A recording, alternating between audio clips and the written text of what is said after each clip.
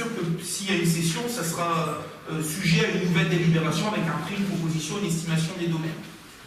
Aujourd'hui, on pourra en discuter après. Ce qui est proposé, c'est on a rencontré la famille Boumagout, forcément, c'est de proposer de renouveler le bail à la famille Boumagout, admettons pour une durée de 1 an, ça nous peut décider s'il est possible. Et puis on a rencontré la famille Boumagout qui occupe le bien et qui nous fait une proposition de rachat à terme en fin de bail à hauteur de 50 000 €. Pour être clair sur le sujet, les domaines avaient estimé fortement le bien à 80 000 €, sauf que nous avons fait estimer les travaux, il y a la toiture, il y a plein de choses, il y a presque 40 000 € de travaux. Donc pour être correct, oui, pour être correct dans le prix, nous avons demandé à la famille qui était dedans, monsieur et madame Boumagout, s'ils étaient déjà intéressés par le bien et quel prix ils proposaient. Compte tenu du prix des domaines et compte tenu de la quantité de travaux à faire, ils nous ont fait une offre à 50 000 €. Donc l'objectif aujourd'hui, c'est de re-signer un bail avec eux, et puis lors d'un prochain conseil municipal, de vous proposer la cession du bien de la ville à la consort Boumagout pour 50 000 €. Ce n'est pas le débat aujourd'hui, mais on le fera à la rentrée. Donc aujourd'hui, le but, c'est de prendre acte qu'on est bailleur depuis le 1er juin, de demander au pacte du Hainaut de rembourser les loyers qu'ils ont perçus à ce titre depuis le 1er juin, de décider forcément de renouveler le bail. Pour une durée de combien ça pourrait être réglé? 1 an. Je ne sais pas s'il y a des dates. Si je peux me permettre ça. Oui. Désolé de vous interrompre, mais il y a une question très importante, c'est qu'il y a un bail virtuel qui continue de courir. Donc c'est une décision qui vous appartient, mais il n'est pas nécessaire de repasser un bail, c'est-à-dire que le bail continue de courir. C'est la continue le bail. Donc le bail est déjà en vigueur, même si vous ne voulez pas, il est déjà applicable. Donc le bail, on le laisse courir et continuer dans les mêmes conditions. Et enfin, par contre. Est-ce que le pacte donne les loyers? Oui, bien sûr. On a voté une DR la dernière fois où on a encaissé la somme des loyers parce qu'il y a eu une négociation avec le pacte. Et la somme est reprise, les 11 881,75 € ont déjà été budgétisés en recettes lors de l'ancienne DR, vous vous souvenez, et on a encaissé aussi presque les 60 000 € de... Ah, si, ça va être travaillé. En tout cas, ils n'ont pas encore été reversés, puisque c'est décidé. Voilà. C'est décidé. Il y a même eu en conseil municipal un accord transactionnel avec le pacte, c'est pas un accord transactionnel lié à cette situation-là. Pour revenir dessus, et dernièrement, de décider le principe d'une cession à l'expiration du bail d'habitation. Je pense que pour le conseil municipal de rentrée, on aura eu le courrier, enfin on a eu une offre verbale, mais voilà, on aura eu le courrier d'offre à 50 000 € et on pourra proposer au conseil municipal d'acter la cession à 50 000 € à la famille Boumagout. Est-ce que c'est OK pour tout le monde? Et c'est vrai qu'on n'a pas bien lu la phrase que vous avez écrite avec une cession. Le principe d'une cession. C'est ça. Parce que moi je me demandais ce que vous vouliez faire avec le pays. C'est ça. Vous me parlez de cession avec un accord avec la Voilà. Sauf que ça doit faire une prochaine délibération. OK. Si c'est d'accord, on peut dire que c'est adopté à l'unanimité. C'est très bien pour tout le monde. Le point suivant.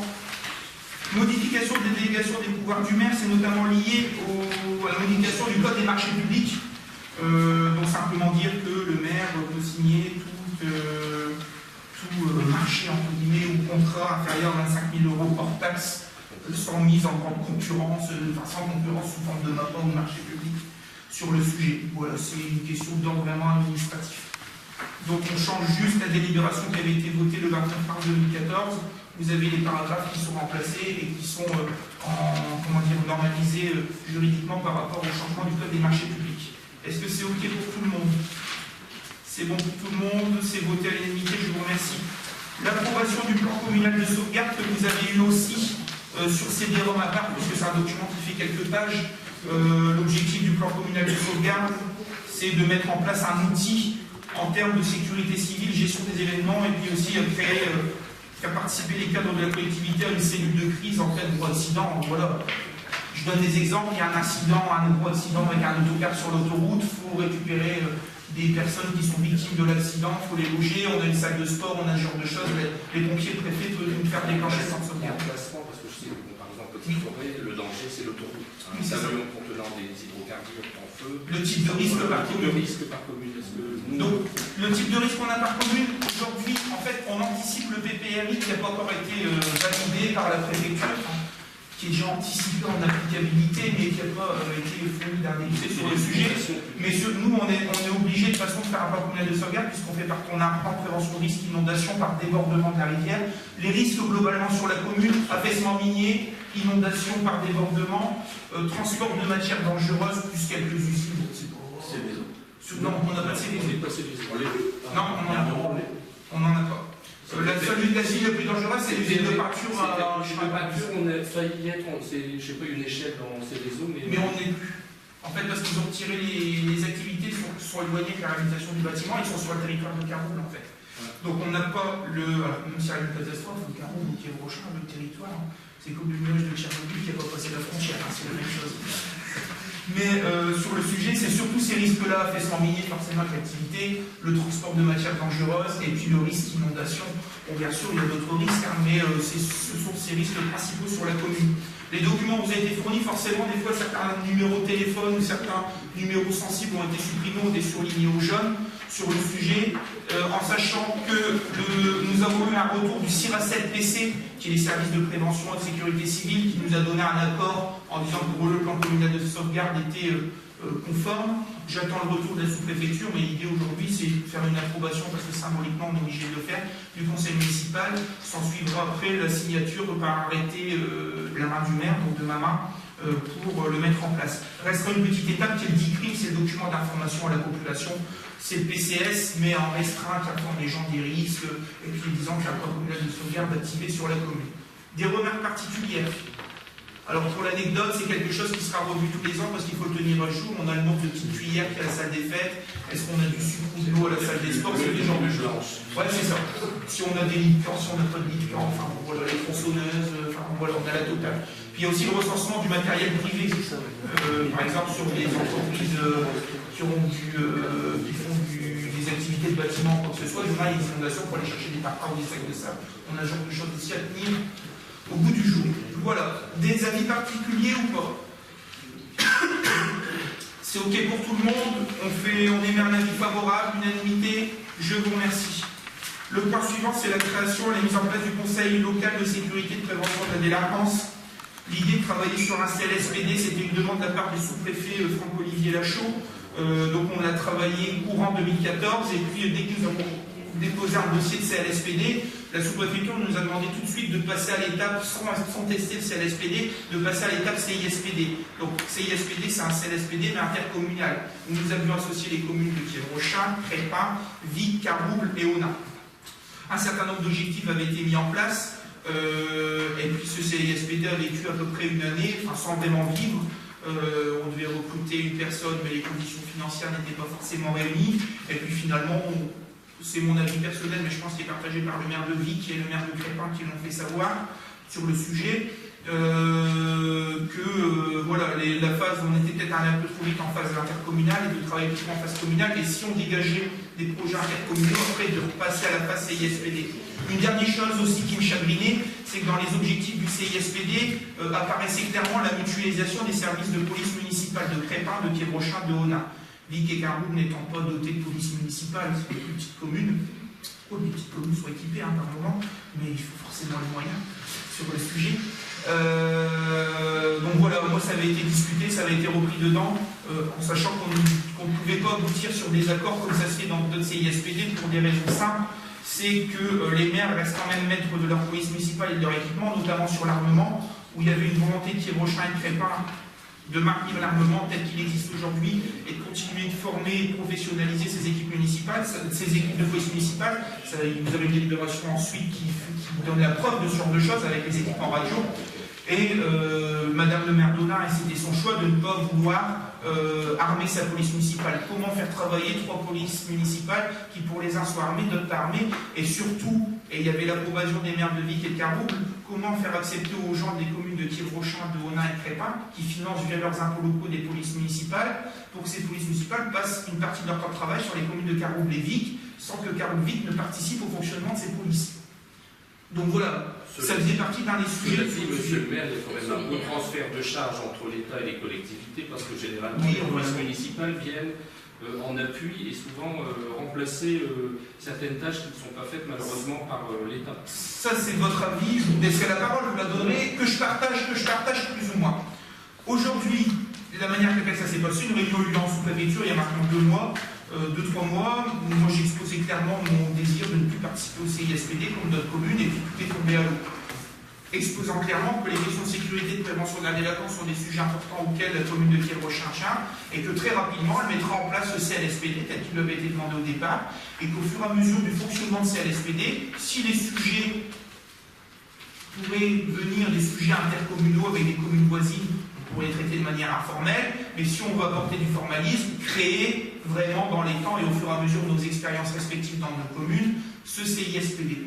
Donc aujourd'hui, l'idée de créer un CLSPD, le principe du CLSPD, c'est de mettre autour de la table un certain nombre d'acteurs des actions de prévention et de sécurité, prévention de la délinquance et actions de sécurité sur la commune. Parmi ces acteurs sont les services municipaux, police municipale, cohésion sociale, CCAS, les services techniques, parce que des fois, s'il y a des questions techniques, il y a des regroupements ou des aménagements, les services de la police nationale, les services de la sous-préfecture, les services du tribunal d'instance et grandes instances de Valenciennes, les services des bailleurs sociaux, les associations qui œuvrent sur le terrain de manière sociale, les services scolaires, les services sociaux des UTPAS et compagnie. L'idée, c'est d'aborder un sujet dans son ensemble, et je sais qu'il y en a des sujets à aborder, puisque des fois, on pense que je sais rien, un sujet anodin de regroupement de personnes à un endroit, c'est pas forcément lié qu'au fait que les personnes veuillent se regrouper, c'est parce qu'il y a des conditions qui font que les gens se regroupent à cet endroit-là. Je donne un exemple. Et que il y a des solutions partagées qui peuvent être mises en place. Des fois, c'est des solutions techniques et qui coûtent pas cher, et que c'est pas forcément envoyer la police et taper fort sur ce genre de choses qui trouvera une solution, même si à un moment, il y a un seuil d'acceptabilité, si on peut dire ça, qui est dépassé et où il faut taper. Donc voilà, aujourd'hui, on vous demande de valider ce CLSPD pour pouvoir le mettre en place très rapidement. Une réunion ou deux réunions informelles ont déjà eu lieu sur des sujets très sensibles, mais qui sont réunis de manière formelle dès le mois de septembre, dès la rentrée finalement, pour la commune de Kievre-Rochin. Voilà, je suppose qu'il y a des questions ou du débat sur le sujet. Voilà, la parole est aux personnes qui désirent la prendre. En général, on dit l'union fait la force, mais là, bon, est-ce que souvent tout seul, est-ce qu'on aura les possibilités d'obtenir de l'État des moyens parce que bon, ça fait des années qu'on entend parler de ces procédures, et puis bon, généralement, ça fait un peu chic, mais bon, parce qu'il n'y a pas beaucoup de moyens, et on sait que l'État n'a pas beaucoup de moyens au niveau de la sécurité. Quand on voit que certains bureaux de police nationale n'ont même pas de véhicules pour circuler, comme à Rennes ou en Paris ou d'autres. Donc, est-ce que la commune, en créant cette structure, aura les moyens de mettre en place des actions? Alors, actions soit avec les polices municipales et nationales, ou actions prévention, exactement, parce que là aussi, qui va faire des propositions? Est-ce que l'État va prendre des engagements sur les propositions que va faire la commune, et quelles sont ces propositions éventuellement? Et une autre question, peut-être, on parle de création et de mise en place. Donc la mise en place, c'est avec la concertation. Elle doit prendre quelle forme? C'est pas le tout de créer des machins, comme disait le général de Gaulle, il faut le faire fonctionner. Okay. Comment on va le faire fonctionner, ce CLSPD? Et puis la troisième question, c'est le passage de ce CLSPD à un conseil intercommunal, c'était quand?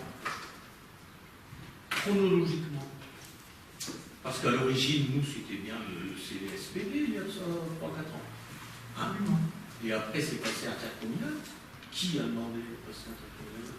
Alors, qu'on vous présente un petit peu les choses, je vais répondre au fur et à mesure. Votre peur, c'est que la commune, en fait, s'isole en disant peut-être qu'à 3, 4, 5 communes, on sera un petit peu plus fort pour peser sur ce genre de choses. Moi, je vais vous dire mon sentiment sur ce genre de choses, qu'on soit 10, 15 communes ou une seule commune, pour peser sur les services de l'État, c'est pas ça qui fonctionne. Ce qui fonctionne pour peser sur les services de l'État, c'est d'avoir un bras comme ça. C'est-à-dire d'avoir des relations, de savoir qui contacter, qui il faut, ou, à un moment, par chance, d'avoir des gens qui ont fait carrière et des relations au sein des services de préfecture ou quoi que ce soit. Même s'il n'y a pas toujours les résultats, moi je vais vous dire. Donc qu'on soit 10 communes ou une commune seule, c'est pas ça. Pour moi, le principal... J'ai une autre conception de la République. Non, mais je vous le dis, Enfin, nous avons une autre conception de la République. Excusez-moi de vous interrompre.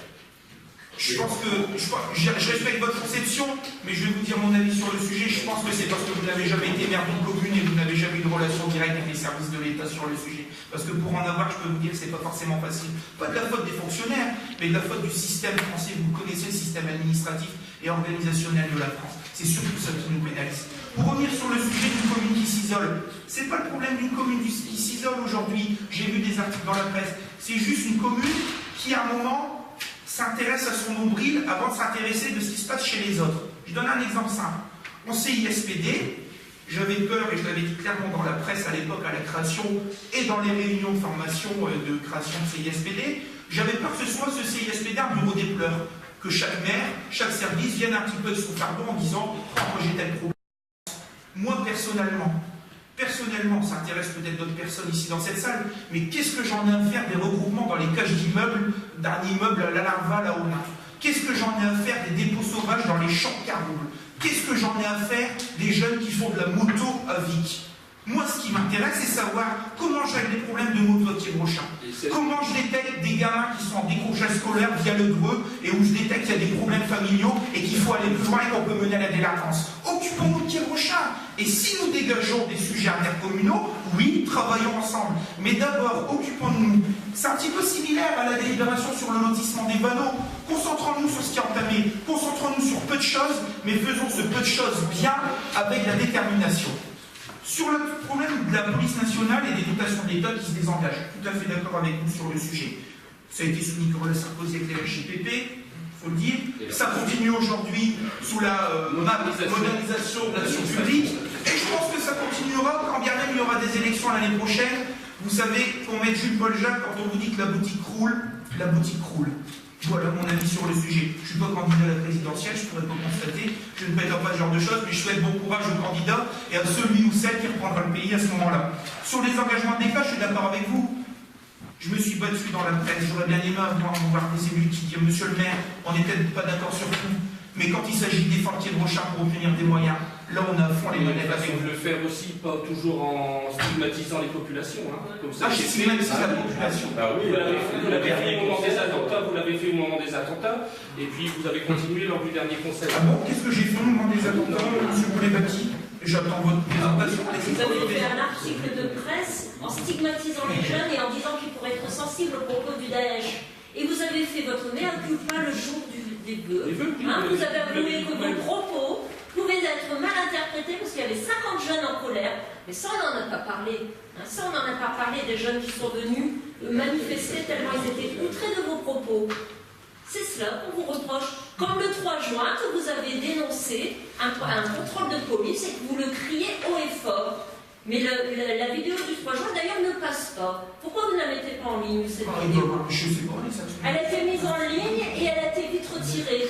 Et dans cette vidéo, vous teniez des propos à l'encontre de personnes qu'on ne sait même pas si c'est des propos qui sont justes. Vous avez lancé ça.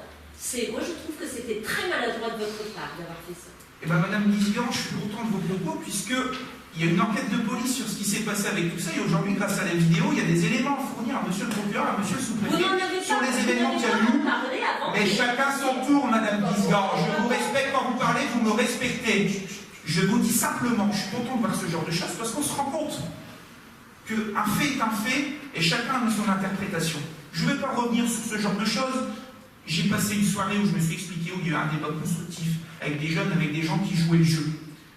Je regrette le comportement de certains élus qui aiment faire le populisme, qui aiment diviser la commune, qui aiment diviser les gens de Thiers-Brochin et qui aiment peut-être finalement mettre la zizanie pour dire le maire de Thiers-Brochin, il est jeune, il ne sait rien gérer. Mais je pense que depuis 2 ans, nous démontrons que nous savons gérer et ça vous dérange. Pour revenir sur ce genre de choses, moi je dis simplement que j'appelle un chat un chat. Je ne stigmatise pas la population. Un délinquant, c'est un délinquant. Il faut arrêter, et on le fait depuis des années, de voir mettre de la pommade sur ce qui se passe ou quoi que ce soit. Moi, je suis quelqu'un de direct. Il ne faut pas être extrémiste en disant que tout le monde est pourri, en disant que tout va mal, mais il faut dire à un moment, là, stop. Je l'ai dit tout à l'heure, il y a un niveau d'acceptation qui est dépassé, et là, il faut aller plus loin. Moi, c'est simplement ce que je dis. Sur les articles de journaux, vous en avez fait votre interprétation, et je comprends finalement d'où vient toute cette polémique. J'en doutais pas, et là, on en a la preuve. Ce qui sera bien, c'est que comme il y a pas mal d'enquêtes en cours avec de la vidéo, les preuves, on va pouvoir s'amuser dessus, surtout de la vidéo officielle. Maintenant, moi, je reviens sur un certain nombre de... Mettez-la en ligne. Non, on la mettra en ligne si vous voulez, il n'y a pas de souci, je comprends d'ailleurs pas qu'elle Déjà soit en deux ligne. vidéos, vous ne mettez pas en Ah ligne. bon, écoutez, je vais avec le service communication. Bon, vous faire votre boulot, hein. Les élus se plaignent, vous ne faites pas votre travail, madame. On verra ça, hein. Il ne faudra pas nous demander d'augmentation parce que c'est pas mal, parce qu'en plus on pose des questions en conseil. Mais qu'on revienne sur le sujet, le désengagement de l'État sur la police nationale, ou de gendarmerie, j'ai forcément appuyé, ça fait longtemps que je me bats avec ça. Mais qu'est-ce que j'ai de votre part, Peanuts? Quand on écrit grinaire, raciste, tu vas crever, etc. Qu'est-ce que j'ai comme réaction d'opposition, Peanuts? Quand on crame des voitures, quand on a brûlé votre voiture, monsieur Colébati, je n'étais pas élu, je me suis positionné publiquement en disant qu'on peut être en désaccord, mais s'attaquer... Vous avez dit qu'il s'aime le vent, récolte la tempête. Vous l'aviez dit, ça. Mais chacun son tour, excusez-moi, je termine mon intervention. Monsieur Colébati, quand votre véhicule a été brûlé, quand celui de monsieur Lefebvre, quand vous êtes insulté, je me suis toujours positionné, on s'est toujours positionné pour dire qu'en République, on ne met pas le feu à des véhicules, on ne menace pas des élus et on ne travaille pas de cette manière. Quelle a été votre position? Il n'y a eu aucune position. Vous avez été manipulé par certaines personnes. Maintenant, je reviens juste sur une chose sur le sujet. Le désengagement des services de l'État, que ce soit la droite, la gauche, c'est la même chose. On verra ce qui se passera l'année prochaine. Je reçois des gens en permanence. Depuis le début de l'année, plus de 90 personnes. Je peux vous dire que j'en entends des choses en permanence. Et que les élections présidentielles me font tellement peur l'année prochaine. Je vous le dis. Et ça, c'est la faute de qui? Des politiques de gauche, de droite, qu'on a depuis des années, qui ont mis de la pommade, qui n'ont pas accepté et qui n'ont pas fait des choix clairs sur le sujet. Des pourris de politique, comme vous dites. Bien sûr. Votre fesse. Bien sûr qu'il y a des pourris de politique. Et je me bats contre ces pourris de politique, qu'ils soient de droite, de gauche, hommes, femmes, jeunes, vieux. Je me battrai toujours. Et toute ma vie, et nous, on est élus là-dessus. Voilà. Maintenant, moi, je vais continuer sur le sujet. Le fonctionnement du CLSPD. Vous me dites comment on va fonctionner, avec quels moyens, quoi que ce soit. Ben, c'est simple. On va faire des réunions mensuelles au début. On me dit même une réunion tous les 15 jours. Et puis, on va avancer. On va décliner du sujet. Mon objectif, c'est qu'au début, le tableau soit plein de sujets abordés. Et qu'au fur et à mesure, on efface parce qu'on trouve des solutions. Viendront se rajouter de nouvelles problématiques, mais qu'on trouve des solutions. Mon objectif, c'est ça. C'est pas de créer de la polémique, c'est de trouver des outils. La scepticité sur l'outil, je suis d'accord avec vous, ça fait des années qu'on teste des choses. Je l'ai expliqué au service de l'État. Et qu'est-ce que vous voulez que je vous dise? Je ne suis pas sous-préfet, je ne suis pas prof sur ce genre de choses. Voilà. Ah, vous dites, il y en a peut-être d'autres qui l'ont plus. Voilà, je ne vais pas dire qu'il faut réputé, c'est mental, mais voilà. C'est très bien, je vais vous laisser la parole. Pour revenir enfin sur la chronologie. Pourquoi c'est ISPD, tout ça? Merci d'avoir noté cette deuxième question. En début de mandat, le sous-préfet a fait le tour des popotes, des maires, surtout des nouveaux maires sur le sujet, et a demandé pour la commune de Quiébrochin de travailler sur un CLSPD. Travail qui a été effectué avec les services, notamment Didier Monnier, qui avait déjà anticipé sur le sujet. Quand nous avons déposé la structure du CLSPD en sous-préfecture, nous avons un retour des services de sous-préfecture en disant non, monsieur le sous-préfet veut aller tout de suite en CISPD, on va mutualiser, ça va aller plus vite ou quoi que ce soit.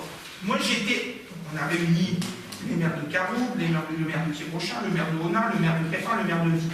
On leur dit voilà, c'est comme ça, CISPD tout de suite, on avance. Il faut trouver des sujets communs. Alors, sujets communs, c'était pas forcément facile. Genre du voyage, excès de vitesse, motocross, dépôt sauvage, mutualisation des polices municipales. Je vais encore en oublier un ou deux, mais voilà les sujets globaux. Comme je vous l'ai dit tout à l'heure, en un an, nous n'avons pas réussi à nous mettre d'accord sur l'organisation administrative, notamment sur le recrutement, où l'État prenait une partie en charge d'un poste et où le reste en charge restait aux communes. Et aujourd'hui, je fais attention aux finances communales et je ne voulais pas participer à une partie du financement de ce poste, avec des risques qu'il y avait, notamment sur un poste de chargé de mission.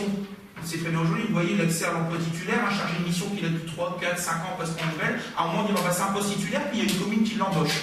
Et je n'aurais pas aimé me retrouver que la commune de Quiébrochin, parce qu'à un moment on a demandé que ce soit la commune de Quiébrochin qui supporte le poste administrativement, qui fasse rembourser par les autres villes et par l'État. Sauf que si on avançait et que le chargé de mission restait là pour plusieurs années, qui faisait bien son boulot, à un moment on aurait dit à Quiébrochin, ah, vous avez un chargé de mission, il faut l'embaucher, le titulariser. Et ça c'était jackpot et c'était plein temps pour le contribuable de Quiébrochin. Donc on n'a pas été d'accord. Après, sur d'autres formes d'organisation, je l'ai dit avec la police municipale. Ce que je veux simplement vous dire, début mars-avril 2014, CLSPD, dépôt de projet lors CLSPD, septembre-octobre 2014, réunion en novembre 2014 pour dire que ça sera des CISPD. Quelques réunions de préparation, signature d'un CISPD en avril ou mai, dans ces eaux-là 2015. On est OK sur le sujet? Allez-y. Donc, ce que je voulais vous dire, c'est pour ça que je vous ai parlé de chronologie. Vous voyez que quand on fait de la coopération intercommunale, il faut être prudent. Quand on vous dit qu'il ne faut pas tout donner, qu'il ne faut pas tout transférer, nos compétences, alors qu'aujourd'hui, il y a un CLSPD, on s'en félicite. Parce qu'il était déjà fait en 2010. Il existe, pardon. Il est le cas du contrat de ville avec le CIVOB, la DUP et tout. Tout à fait. Donc aujourd'hui, vous voyez un peu les dangers.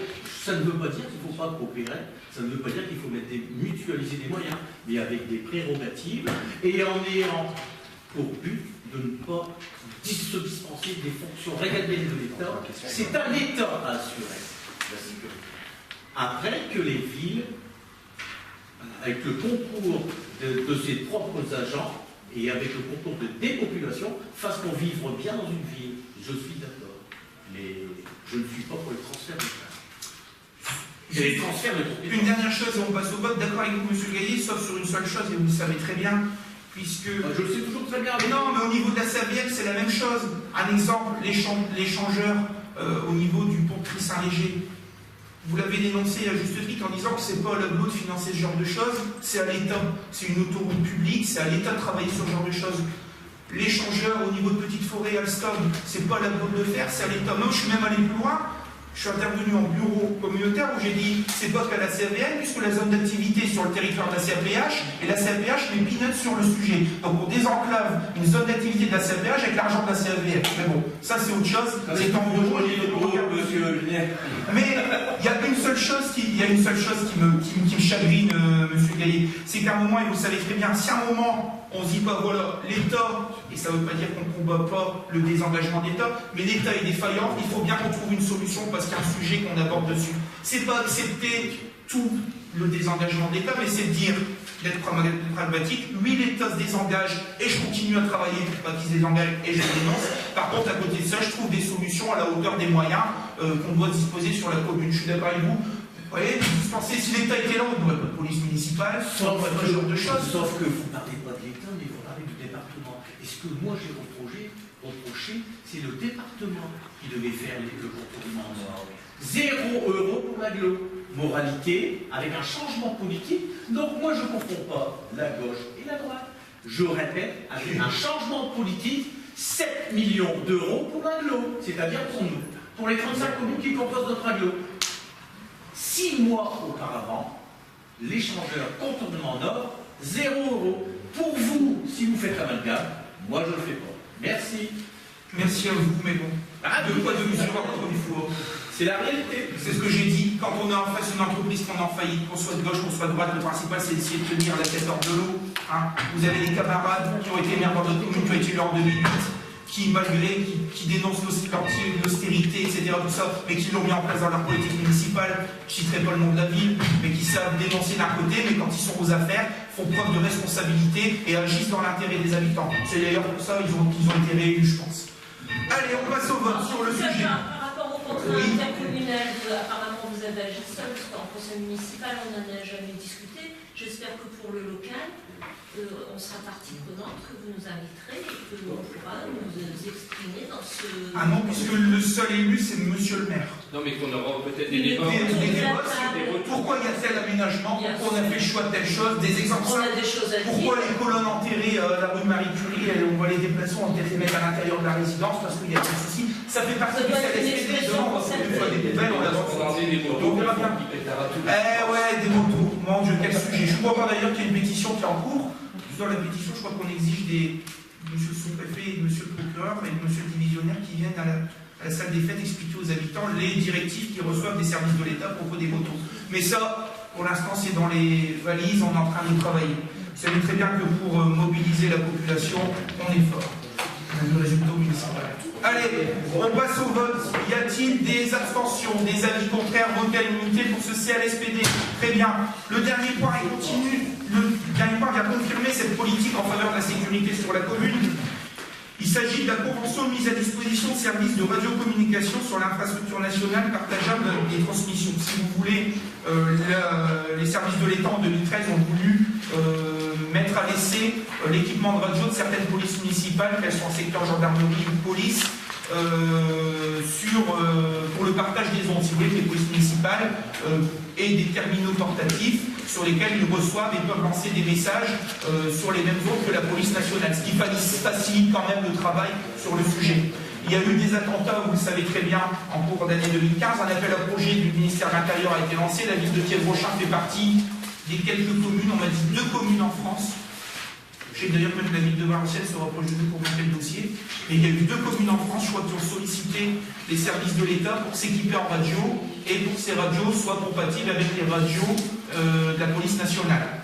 Donc nous avons eu une étude sur le sujet, nous avons acheté des terminaux portatifs, nous avons sollicité une subvention sur le sujet. Reste maintenant à signer la convention, moi en tant que maire et responsable de la police municipale, avec le DDSP, donc grand chef de la police sur le secteur, et avec le préfet sur le sujet. Resteront ensuite des questions de réglage technique sur les radios, et puis des questions, une petite formation de la part des agents de police municipale, en sachant que cette formation sera normalement, parce que comme il y a très peu de communes, ça se met en place, on verra, mais la formation des agents sera gratuite, puisque nous sommes équipés de terminaux TPH 700 et que le réglage des terminaux sera au niveau des services radiocommunication de la police nationale à Lille et que la formation sera en même temps.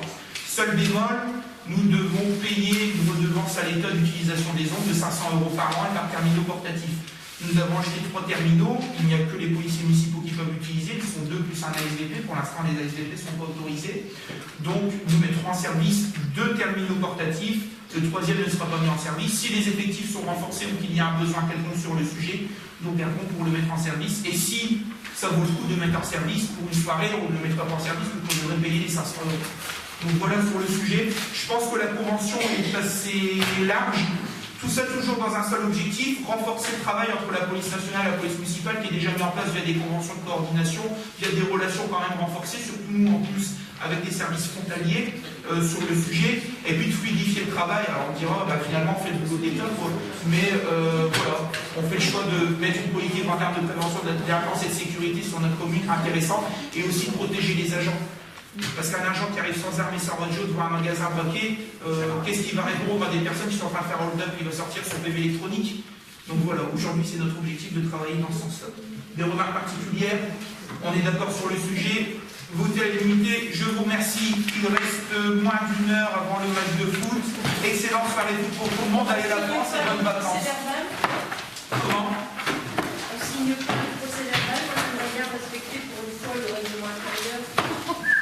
Ah oui, contre de temps en temps quand je le ressors. Vous auriez le fait d'en sortir sous les mandats précédents, on aurait eu un problème. Les mandats précédents, c'était les mandats précédents, mais pas J'y étais pas, mais je vous ai embêté quand même pendant plusieurs mandats. L'article 26, monsieur Boisy.